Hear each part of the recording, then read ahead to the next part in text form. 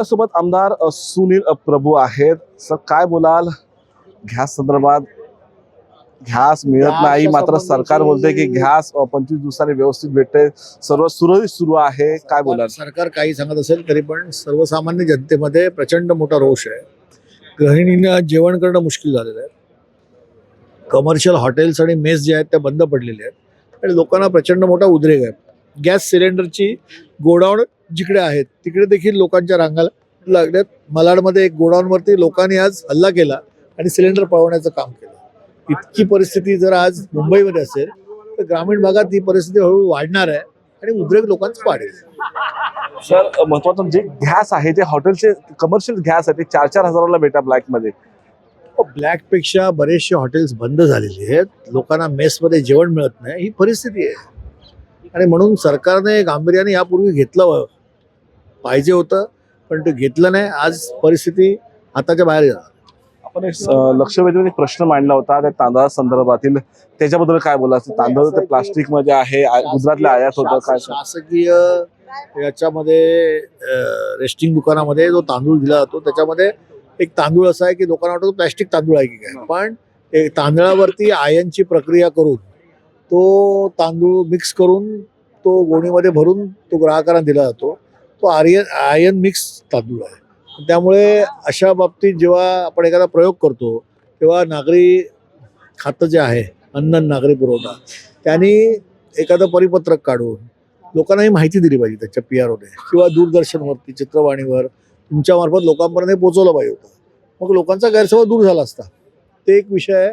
आणि दुसरं म्हणजे रेस्टिंगचा तांदूळ जो आहे तो तांदूळ रेस्टिंग दुकानात न देता त्या भिवंडीच्या गोडाऊनमध्ये नेऊन भिवंडीवरून तो गुजरातला नेणं, त्याचा तुकडा करणं, पॉलिश करून तो पुन्हा पॅकिंग करणं आणि परदेशात पाठवण्याचं पण एक फार मोठं रॅकेट आहे. ते रॅकेटची नावं आणि पत्र मी दिले. त्याच्यावर देखील कारवाई सरकारने करावी अशी मी मागणी केली. अंमली पदार्थ मोठ्या प्रमाणात तरुणाई घेते, त्याच्याबद्दल आपण आवाज उचललेला आहे. काय बोलतो? अंमली पदार्थ तरुणाई घेते आणि त्याच्यावरती झिरो टॉलरन्स करण्यासंबंधीचं मला वाटतं मुख्यमंत्री बोलले, पण कारवाई होत नाही ना. आज पोलिसांना काय माहीत नाही आहे कुठे अड्डे आहेत, कोण पितंय, कोण विकतंय. या सगळ्यांना पकडून एकदा जेलमध्ये टाकून कारवाई करायला पाहिजे. आणि एक जी पिढी बिघडलेली आहे, आज आपल्या या सगळ्या पिढीला सुधारण्यासाठी रिहॅबिलिटेशन सेंटर प्रत्येक तालुक्यात, जिल्ह्यात करणं हे महत्त्वाचं आहे. त्यामुळे व्यसनाकडे जाणारी जी पिढी बिघडलेली आहे तिला कुठेतरी आपण आळा घालू शकतो. सर, आपल्या विभागाचे अनेक विभाग आहे मुंबईमध्ये, तिथे SRA जे प्रकल्प आहेत ते रखडलेले आहेत. बिल्डरांनी तसेच घरं सोडलेले, भाडं बंद केलेलं आहे. काय बोललं? असं आहे की मी कोणाचं कौतुक करत नाहीये, परंतु सध्याचे CEO आहेत त्यांचं नाव कल्याणकर, त्यांनी CEOचा चार्ज घेतल्यानंतर असे अनेक बंद पडलेले प्रकल्प अतिशय गतिमान पद्धतीने केले. आणि मोठ्या प्रमाणामध्ये SRA मध्ये धारावी असेल किंवा तिकडे आंबेडकर नगर असेल, इकडे ज्या मोठमोठ्या योजना होत्या क्लस्टर डेव्हलपमेंट, त्या देखील तात्काळ शासनाच्या वतीने सुरू करण्यामध्ये त्यांना यश आलेलं आहे.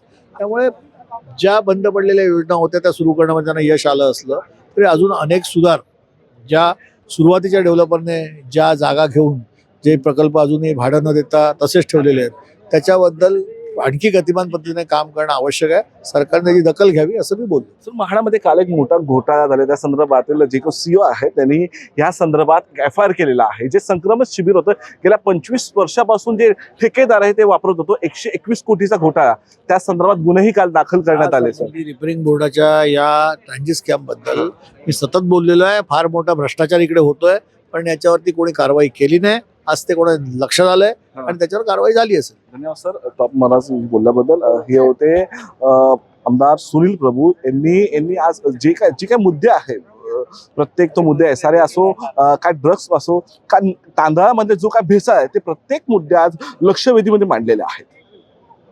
शिवाजी काळेसोबत मी धीरज गुलाब, टॉप न्यूज मराठी, मुंबई. आता जोकासु STP या अत्याधुनिक जॅपनीज तंत्रज्ञानाने सुसज्ज, quick installation, energy efficient, noiseless blowers, low maintenance या आणि अशा वैशिष्ट्यांनी परिपूर्ण जोकासू एसटीपी तंत्रज्ञान प्रकल्प उभारणीपासून ते विक्री पश्चात समाधानकारक सेवा देणारी भारताबरोबरच परदेशात देखील प्रकल्पांची यशस्वी उभारणी करणारी company Deccan water treatment private limited.